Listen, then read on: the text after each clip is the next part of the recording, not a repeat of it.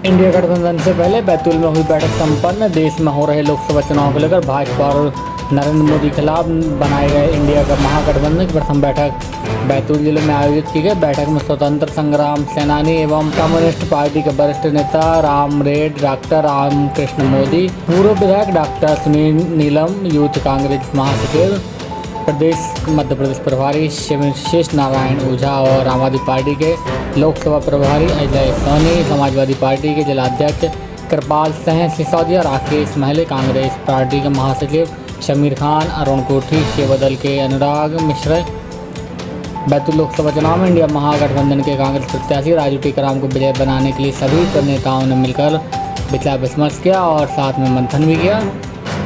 कार्यक्रम का संचालन कांग्रेस पार्टी के जिलाध्यक्ष हेमंत वागदरे द्वारा किया गया, जहां उपस्थित लोगों के द्वारा महागठबंधन के नेताओं ने संबोधित भी किया। महागठबंधन की बैठक में बड़ी संख्या में जिले भर से नेता और कार्यकर्ता शामिल हुए, जहां हम बता दें कि पूरे लोकसभा क्षेत्र में भाजपा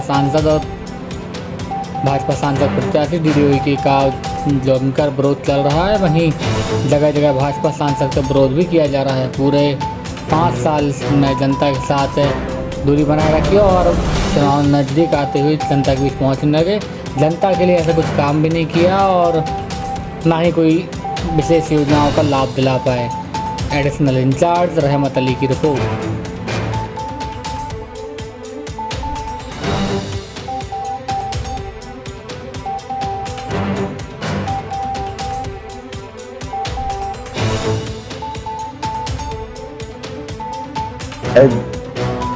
बेरोजगारी और महंगाई ही मुद्दा बन रहा है।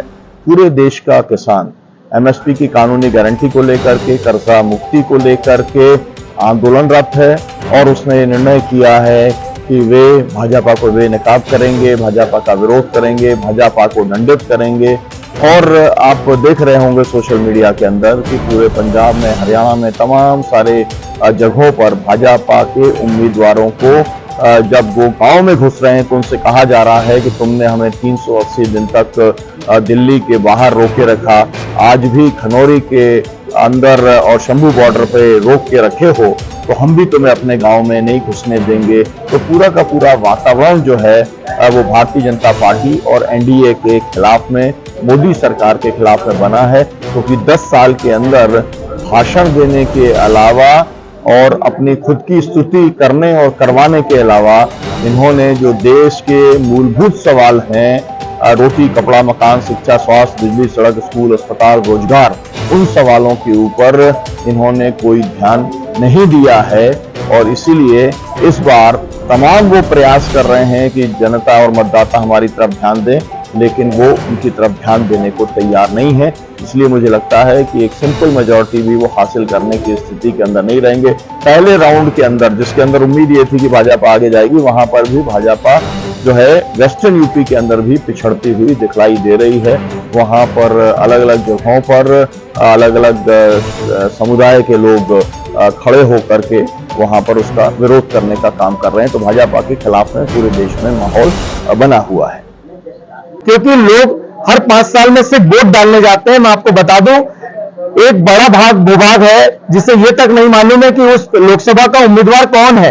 अगर आप जनता के बीच में एक सर्वे करेंगे, ग्रामीण क्षेत्रों में जाइए, आप पूछिए कि भारतीय जनता पार्टी का सांसद का उम्मीदवार कौन है या अन्य राजनीतिक पार्टी का सांसद का उम्मीदवार कौन है, तो लोगों के दिमागों में सिर्फ सिंबल, चुनाव चिन्ह वहां पर जो है इन्होंने डाला है कि फलाना चुनाव चिन्ह कमल है, फलाना चुनाव चिन्ह पंजा है, फलाना झाड़ू है, हाथी है, घोड़ा है। हमारे देश में लोगों को जागरूक करने के लिए एजुकेशन व्यवस्था चाहिए। नरेंद्र दामोदर दास मोदी जी कहते हैं 1 नेशन 1 इलेक्शन, एक देश एक चुनाव। मैं कहना चाहता हूं इस प्रकार की रणनीति से देश में राजतंत्र की ओर बढ़ते हुए कदम है ये। और इस देश में 1 नेशन 1 एजुकेशन होना चाहिए। इस देश में 1 नेशन 1 हेल्थ व्यवस्था होनी चाहिए। यहाँ पर इस देश में 1 नेशन 1 युवाओं को एक जैसा समान रोजगार मिलना चाहिए। यहाँ पर हर व्यक्ति को समान रोजगार, समान शिक्षा, समान स्वास्थ्य व्यवस्थाएं मिलनी चाहिए। ये कहते हैं कि भारतीय जनता पार्टी कहती है कि कांग्रेस पार्टी गरीबी हटाने आई थी, गरीबी मिटाने आई थी। मैं कहना चाहता हूं भारतीय जनता पार्टी को कि आपने 80 करोड़ लोगों को 5 किलो राशन 2029 तक देकर कौन सी गरीबी मिटाने का आपने काम किया है? आप देश की जनता को बताइए। कि 80 करोड़ लोगों को 5 किलो राशन देकर आप पंगु व्यवस्था पुनः निर्मित कर रहे हैं। कांग्रेस गरीबी मिटाने की बात करती थी और आप जो है भारतीय जनता पार्टी कांग्रेस से बढ़कर आज 80 करोड़ लोगों को भूखमरी और बेरोजगारी की मार झेलने के लिए 2029 तक और अग्रसर करने का काम कर रही है। यहां पर हम सब इंडिया गठबंधन के तहत इस देश की रक्षा के लिए, इस देश के लोकतंत्र की रक्षा के लिए, इस देश के संविधान को बचाने के लिए एकजुट हुए। यहां कोई राजनीतिक दल अपने सत्ता स्वार्थ के लिए या सत्ता सुख के लिए एकत्र नहीं हुए। हमारी जो जंग है वो भ्रष्ट व्यवस्था के खिलाफ है, मोदी के तानाशाह रवैये के खिलाफ है, बीजेपी के तानाशाह रवैये के खिलाफ है और ये जंग जारी रहेगी। रही बात रणनीति की, तो आम आदमी पार्टी है, सपा है, तमाम राजनीतिक दल के लोग हैं, इंडिया गठबंधन के लोग हैं जो कांग्रेस के उम्मीदवार को नुक्कड़ सभाओं के माध्यम से जनता को जागरूक करके और बिना किसी लोक प्रलोभन के दारू मुर्गा पैसा, ये जो अन्य प्रलोभन भारतीय जनता पार्टी देते आ रही है और चुनाव में वोट प्राप्त करते आ रही है 400 पार।